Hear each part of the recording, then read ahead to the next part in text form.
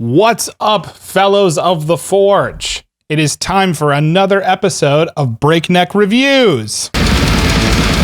But this time, it is Breakneck Reviews Unboxing Edition.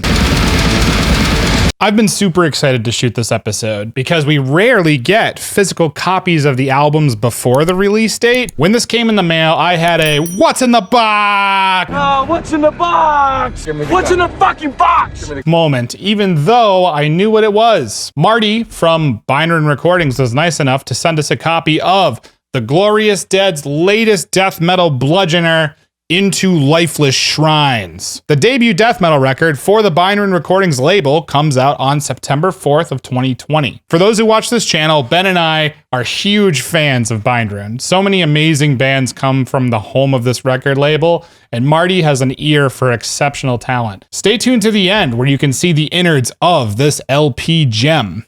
Before we get started, what's some of your favorite releases on Bindrune Recordings? Let us know in the comments. If you want to see more metal content in the form of reviews, lists, interviews, and reactions, make sure you subscribe to our channel. We're trying to hit 1,000 subscribers. We can't do this without you, and the subs really do help. Let's get to the review of The Glorious Dead Into Lifeless Shrines. Hailing from Traverse City, Michigan, the band has a long history which started back in 2006. They took a break until about 2018-ish where they had a demo and an EP, and now we have the debut full length of the band. The Glorious Dead are an interesting death metal band in that the feel and the atmosphere you get with the Bindrune label is 100% intact, even though the label is primarily composed of atmospheric black metal bands. I think the long history of the band served the sound in a fantastic way. You have so much worship here, from the old school dark thrash days, old school death metal, and even some filthy doom in here too. The band has a filthy vision that seems completely deliberate and drenched in scum, and I loved every second. Everything about this album is old school. The production is equal parts rich, full, and grotesque. The album spans over 50 minutes, and while that does sound long for a death metal release in 2020, the band seems to really respect the album format and wanted the full old school experience. The album is only released on vinyl and digital, and to hold this record feels like a time capsule. The album artwork is killer. I love the black and white aesthetic with the green logo. Every part of this album was labored over, and I feel like to really appreciate this release, you need to get the LP and stray into the depths of the album art while this album crushes you. Let's get into the killer moments. The Noise of Gravediggers. This song feels like a history lesson to me in great old school death metal. Starting with the skank beat and then hitting the listener with double bass syncopation is just glorious. The Glorious Dead glorious. The song opens into a doomy section that crushes in the best ways. Check out this clip.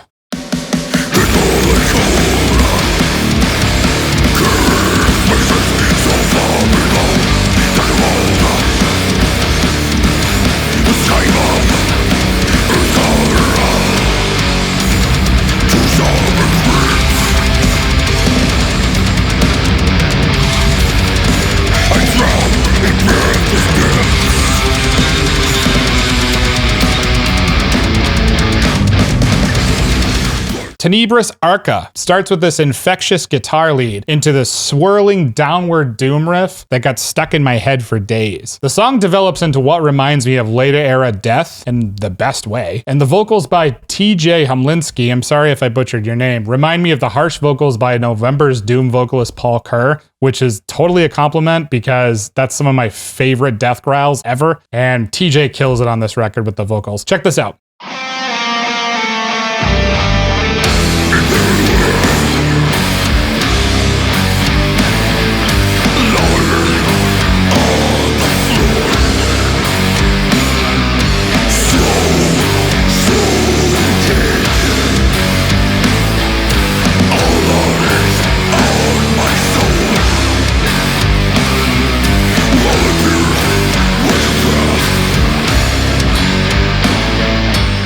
And my favorite song on the record was Leave It With the Worms. This bass intro into the ugh is so old school and perfect how it develops into that tremolo, syncopated riff with the walking bass in the background. The guitar harmonies are infectious. Total highlight of the album. Check this out.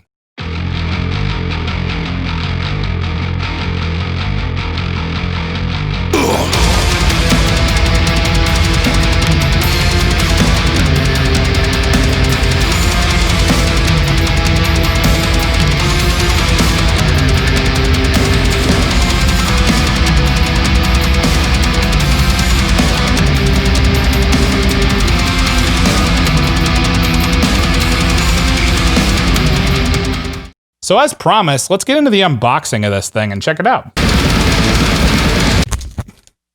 Thanks again, Marty. So when you get this thing, you're going to get this glorious, glorious album artwork, which is the black and white killer stuff. You know, awesome illustration on there. And on the back, you actually have track listing, pictures of the band in their old school glory. Side A, side B. They keep the branding consistent here with the green text throughout, which I think was pretty cool. And on the back, it says the harbingers of wretched spew, which is awesome. Filthy mess. I love it. So when you open this thing up, you got really cool looking splatter design with the white and green on the actual record itself. This looks so rad. And there's an insert in here. It's lyrics on the record with the black and green labeling. And then we got a picture of the band and all their glory with the liner notes. And I think I saw something else in here too. Let's see what we got. Oh, cool. They included a digital CD inside the record. Awesome. So that's what it looks like on the inside. Awesome thing to add to your collection. Thanks again, Marty, for sending along this copy ahead of the release. Some absolutely top-notch death metal that totally deserves your time and attention. Into Lifeless Shrines would fit right at home in your old school death metal collection. Go on the Bindrune Recordings Bandcamp, pick yourself up a copy. I hope these guys press some shirts too. I love when bands press white t-shirts, as you can see. If you haven't yet, don't forget to hit that subscribe button if you want to see more content like this. Thank you so much for tuning into Metal Forge Reviews. I'll see you guys next time.